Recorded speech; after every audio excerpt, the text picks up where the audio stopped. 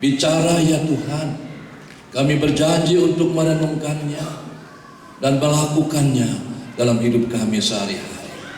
Dalam nama Tuhan Yesus kami berdoa. Amin. Silakan duduk.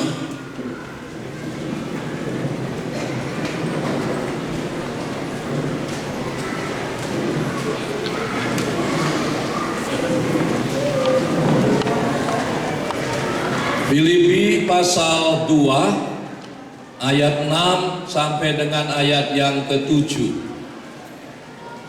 Yang walaupun dalam rupa Allah tidak menganggap kesetaraan dengan Allah itu sebagai milik yang harus dipertahankan, melainkan ia telah mengosongkan dirinya sendiri dan mengambil rupa seorang hamba dan menjadi sama dengan manusia. Natal, kelahiran Kristus 2015 tahun yang lalu di Bethlehem, itu artinya Tuhan merendahkan dirinya. Dia Tuhan, Dia Sang Khalik, Dia pencipta bumi dan segala isinya. Dia mau berinkarnasi, turun ke bumi, jadi manusia. Kalau Dia lahir di istana, kalau Dia datang sebagai raja atau presiden, kalau hidupnya dikelilingi oleh gemerlap dunia ini, mungkin kita masih bisa terima.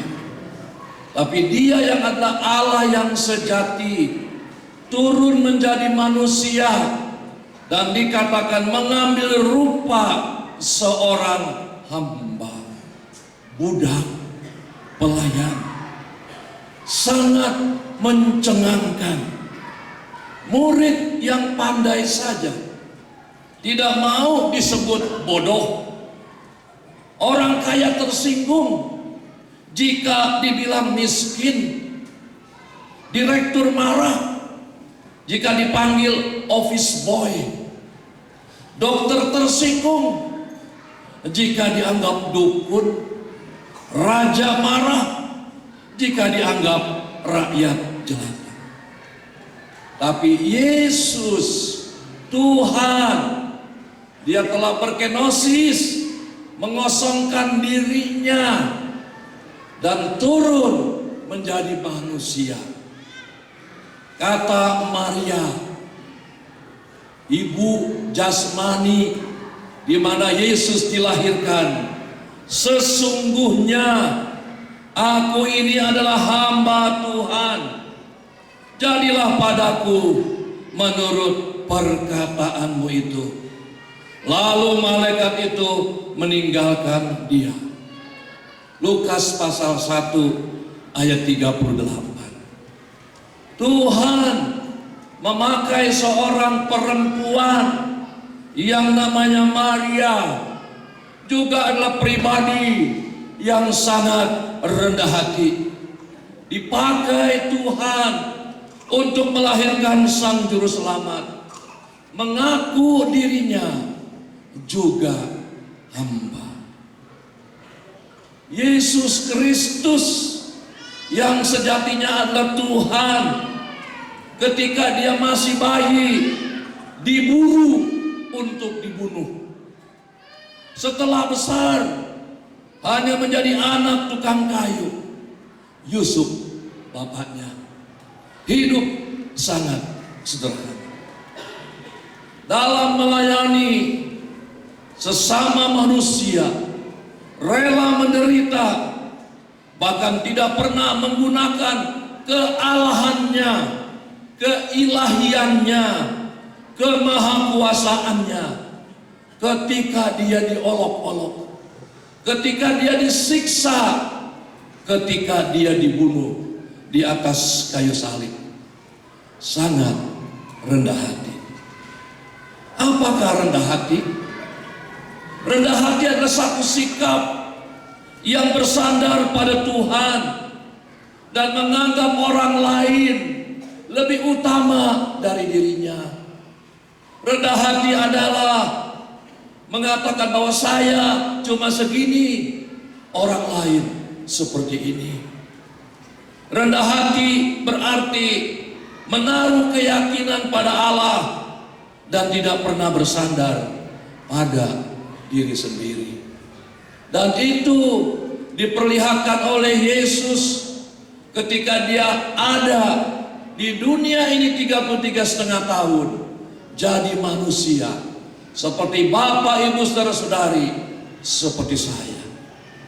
Orang yang rendah hati mestinya memiliki sifat-sifat sebagai berikut. Yang pertama, merasa miskin di hadapan Allah. Orang yang rendah hati sepanjang hidupnya merasa miskin di hadapan Allah. Matius pasal 5 ayat yang ketiga, berbahagialah orang yang miskin di hadapan Allah, karena merekalah yang mempunyai kerajaan sorga. Inilah khotbah Yesus di bukit, 10 ucapan berbahagia, dan paling atas Yesus memberi tempat, berbahagialah orang yang miskin di hadapan Allah.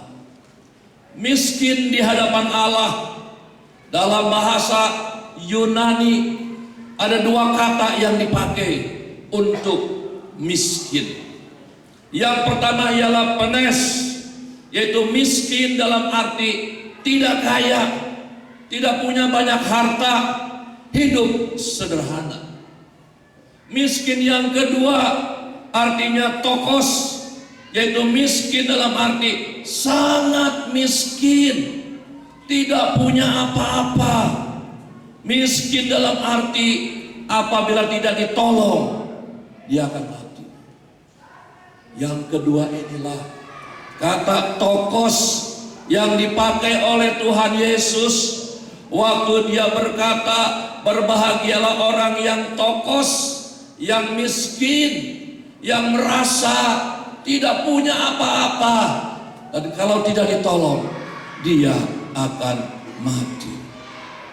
Ungkapan miskin di hadapan Allah, di hadapan Allah artinya sikap hati kita di hadapan Dia.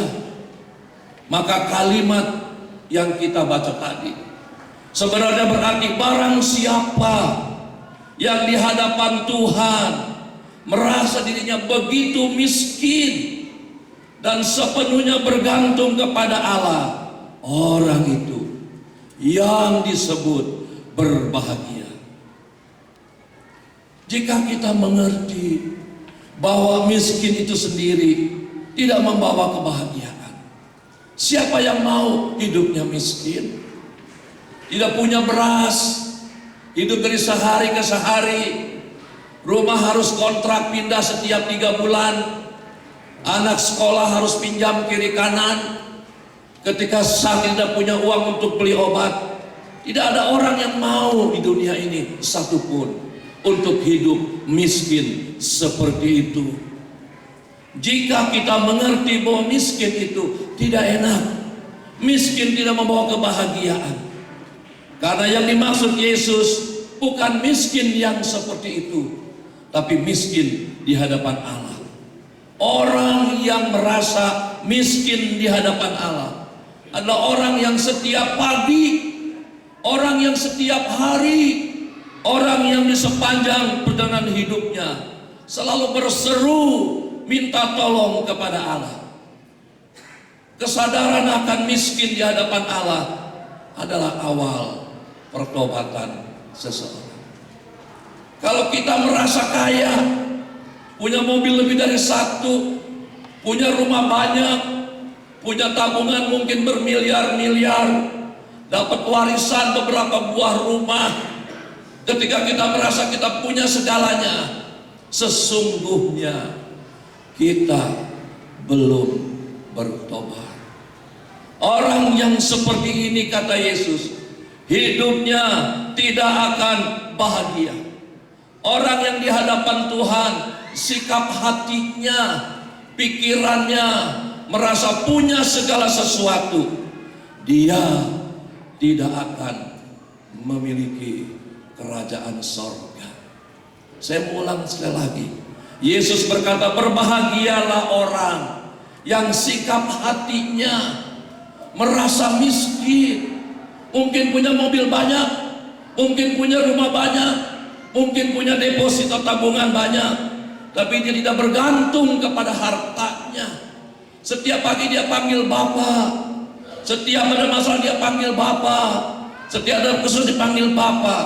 Orang ini sekalipun banyak hartanya, tapi sikap hatinya miskin di hadapan Allah.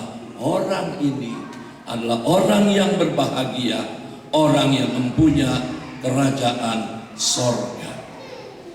Sebaliknya, orang yang sombong, orang yang kaya, orang yang dirinya merasa hebat, orang yang mungkin secara materi tidak banyak hartanya, pegawai biasa, rumah masih kontrak, motor mungkin hanya sewaan, dibantu oleh saudara yang lain, tetapi sikap hatinya tidak merasa miskin, merasa hebat, merasa kuat, merasa bisa melakukan semua dengan dirinya sendiri. Orang ini adalah orang sombong, orang yang seringkali sulit untuk merendahkan diri dan percaya kepada Tuhan. Jadi miskin bukan soal punya atau tidak punya uang, tapi miskin yang dimaksud Yesus bagaimana kita menaruh hati kita di hadapan Dia. Alangkah sukarnya, kata Yesus, orang yang beruang masuk dalam kerajaan Allah. Sebab lebih mudah seekor onta masuk melalui lubang jarum daripada orang kaya masuk dalam kerajaan Allah. Ketika Yesus bicara soal orang kaya dibandingkan dengan onta, tahu onta besarnya seperti apa? Jangankan badannya, kepalanya saja susah masuk ke lubang jarum.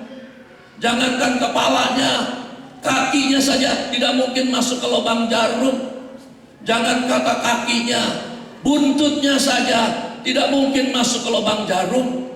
Jangankan buntutnya, sehelai bulunya saja sulit sekali masuk ke lubang jarum, karena bulunya kasar dan besar, lubang jarum kecil. Tapi Yesus bilang lebih gampang onta, bukan bulunya, seonta-ontanya masuk ke lubang jarum dibandingkan dengan orang kaya yang mau masuk kerajaan sorga. Kaya di sini bukan dimaksud dia punya warisan sekali lagi, tapi orang yang sikap hatinya tidak pernah mengandalkan Tuhan, orang yang merasa bisa bikin segalanya, orang yang tidak pernah memanggil Dia Bapa pada setiap pagi sebelum memulai hidupnya. Kata empunya artinya pada waktu seseorang merasa dirinya begitu miskin di hadapan Allah dan berseru kepada Allah, maka saat itulah dia memiliki kerajaan sorga. Dunia mengatakan berbahagialah orang yang kaya hartanya, karena mereka lah yang mempunyai kerajaan dunia. Tapi Yesus mengatakan berbahagialah orang yang miskin di hadapan Allah, karena merekalah yang mempunyai kerajaan sorga. Inilah perbedaan yang prinsip antara ajaran Kristus dan ajaran dunia, antara filsafat Kristen dan filsafat dunia. Rendah hati, bertolak belakang dengan sikap duniawi yang selalu menonjolkan harga dirinya dan kesombongannya. Orang yang rendah hati adalah pribadi yang selalu hidupnya disandarkan kepada Tuhan. Tuhan senang dengan orang-orang yang rendah hati. Dan Dia berjanji, Dia akan selalu menyertai orang-orang yang rendah hati. Itulah penting ketika kita merayakan Natal. Bukan sudah berapa tahun, bukan sudah berapa kali, bukan sudah berapa banyak kita menghadiri, mengikuti misa ibadah Natal seperti malam ini. Tetapi apakah kita sudah menempatkan diri kita merasa miskin di hadapan Allah? Sebab beginilah firman yang maha tinggi dan yang maha mulia, yang bersemayam untuk selamanya, dan yang maha kudus namanya. Kata Tuhan, aku bersemayam di tempat tinggi, di tempat kudus, tetapi juga bersama-sama orang yang remuk dan rendah hati. Tuhan mau tinggal di rumah gubuk kita. Tuhan mau menyertai di sepeda motor kita yang sudah mungkin butut. Tuhan mau berjalan kaki bersama kita. Tuhan belum tentu ada di mobil kita yang ber-AC. Tuhan belum tentu mau masuk ke rumah kita yang mentereng. Karena itu semua tidak bisa memikat Tuhan. Tapi sikap hati kita, inilah yang menentukan adakah Dia mau tinggal bersemayam bersama kita atau tidak. Dia katakan, tetapi aku juga akan tinggal bersama-sama orang yang remuk dan rendah hati, untuk menghidupkan semangat orang-orang yang rendah hati, dan untuk menghidupkan hati orang-orang yang remuk. Yesaya 57 ayat yang ke-15. Orang yang rendah hati. Yang kedua adalah orang yang penurut. Rendah hati sangat berhubungan dengan ketaatan. Rendah hati artinya kita menempatkan orang lain lebih hebat, lebih bisa, lebih pengalaman, lebih cantik, lebih ganteng, lebih baik, lebih segala-galanya daripada kita. Maka lahirlah sikap penurut, sikap taat, dan tidak memberontak. Orang yang rendah hati melepaskan haknya yang sebetulnya jadi miliknya. Dia mestinya lebih hebat dari orang lain. Dia mestinya lebih tinggi pangkatnya dari orang yang dipimpin. Dia mestinya lebih kaya dari pegawainya. Dia mestinya lebih pintar dari muridnya. Dia mestinya lebih tahu etika dibanding orang-orang yang di sekitarnya. Tetapi orang yang rendah hati menaruh dirinya jauh di bawah orang lain. Prinsipal Keynes adalah orang yang sangat rendah hati, sehingga dia tidak pernah memasuki ruangan berjalan di muka. Dia akan selalu mengalah dan berkata kepada orang lain yang berjalan bersamanya, silakan Anda dulu, saya belakangan.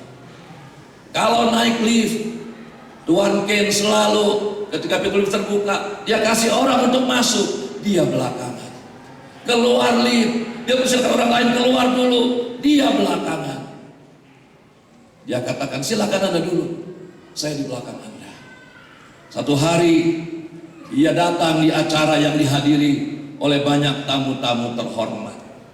Saat dia menaiki tangga menuju panggung, hadirin melihat Tuan Keynes ini dan langsung memberikan tepuk tangan yang meriah. Ketika ia mendengar sorak-sorai itu, ia langsung menghentikan langkahnya. Ia menengok ke belakang dan dia mempersilahkan orang yang di belakangnya untuk maju lebih dahulu, karena dia menganggap tepuk tangan, sorak-sorai dan elu-eluan itu ditujukan untuk orang di belakangnya, bukan untuk dia.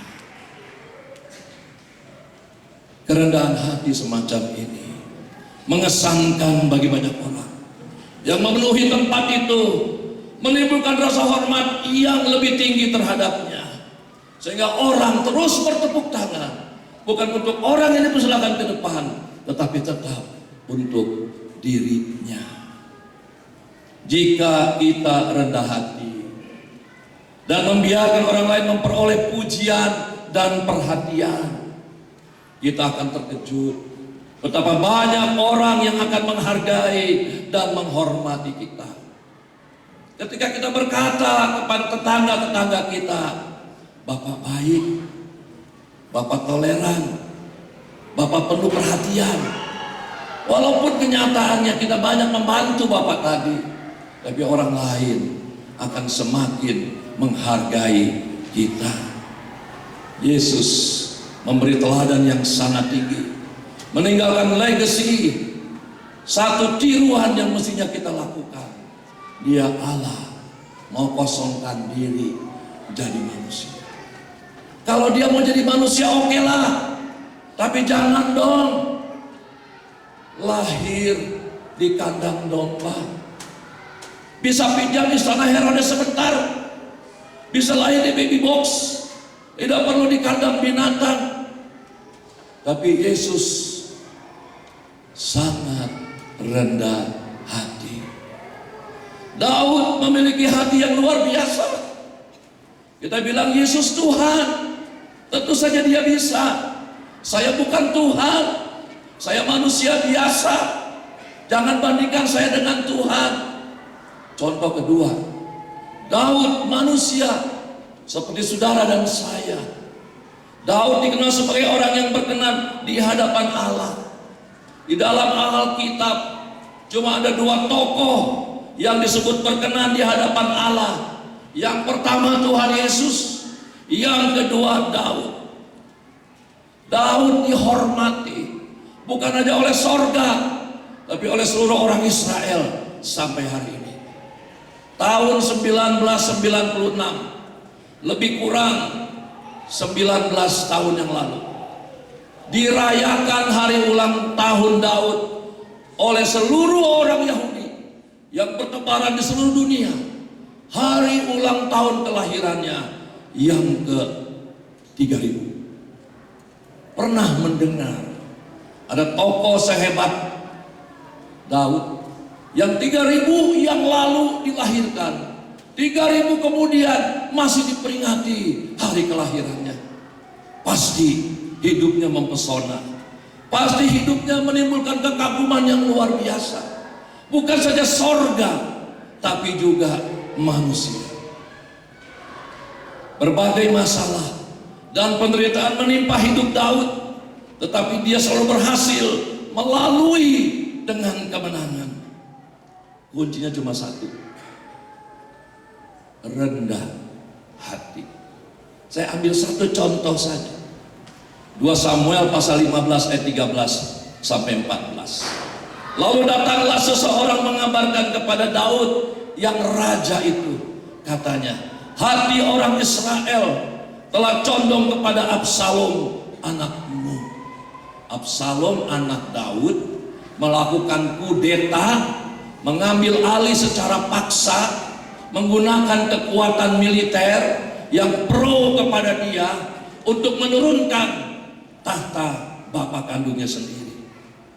Ayat 14. Kemudian bicaralah Daud kepada semua pegawainya yang ada bersama dengan dia di istana di Yerusalem.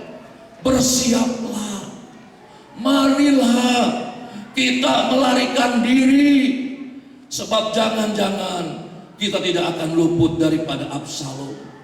Pergilah dengan segera, supaya jangan dapat lekas menyusul kita dan mendatangkan celaka atas kita dan memukul kota ini dengan mata pedang.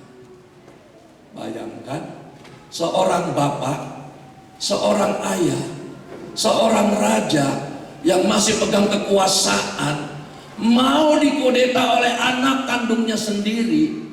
Dia sekarang memerintahkan semua jenderal, semua panglima, semua pejabat tinggi untuk pergi dari istana, menyingkir, mengalah kepada anaknya Absalom yang mau merebut kekuasaan secara ilegal. Bapak mana yang rela diperlakukan seperti ini. Seorang ayah tidak bakal mau menyerah kepada anaknya ketika anaknya menuntut dengan paksa, papa keluar dari rumah ini, atau saya suruh orang untuk seret papa. Pasti kita akan mendelik, pasti kita akan pukul anak kita, pasti kita akan lapor kepada polisi, pasti kita akan masuk koran, putus hubungan. Karena papa tidak pernah mau mengalah kepada anak. Tetapi Daud yang raja, bapak kandung dari Absalom, dia mengalah, dia mundur 10 langkah untuk maju 1000 langkah.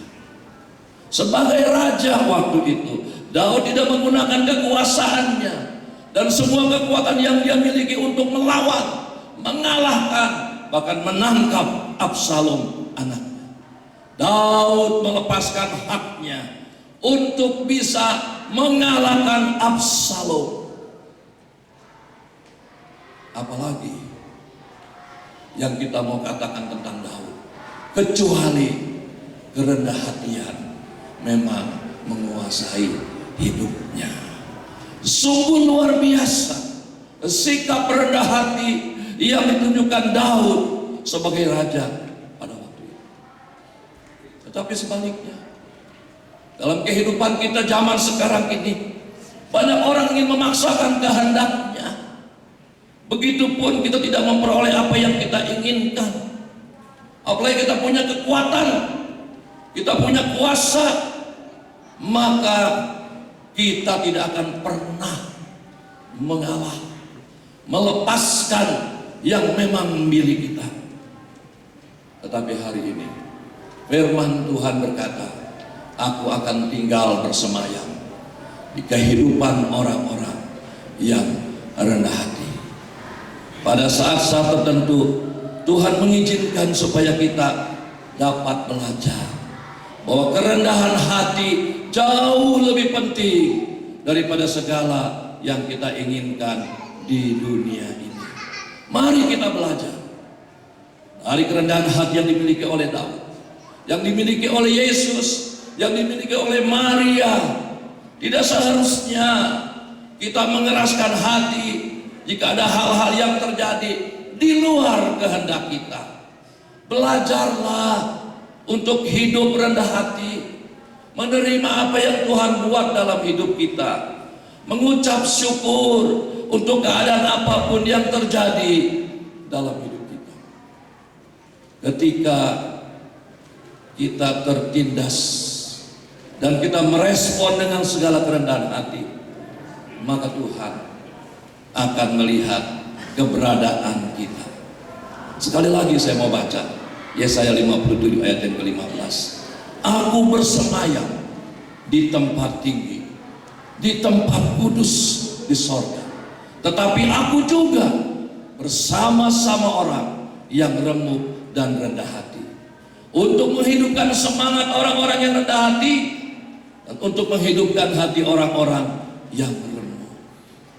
Mintalah kekuatan dari Tuhan malam ini ketika kita memperingati hari kelahirannya, supaya damai sejahteranya tetap melingkupi hidup kita. Milikilah kerendahan hatian ketika bergaul dengan tetangga, ketika berinteraksi dengan manusia lainnya, sehingga orang lihat dia orang yang rendah hati. Mazmur 37 ayat 11. Tetapi orang-orang yang rendah hati akan mewarisi negeri dan bergembira karena kesejahteraan yang berlimpah-limpah. Kalau kita rendah hati, kata pemazmur, kita akan menikmati hidup dengan kesejahteraan yang berlimpah-limpah. Mari taruh hati kita di posisi yang benar, jauh di bawah orang lain, jauh di bawah Tuhan.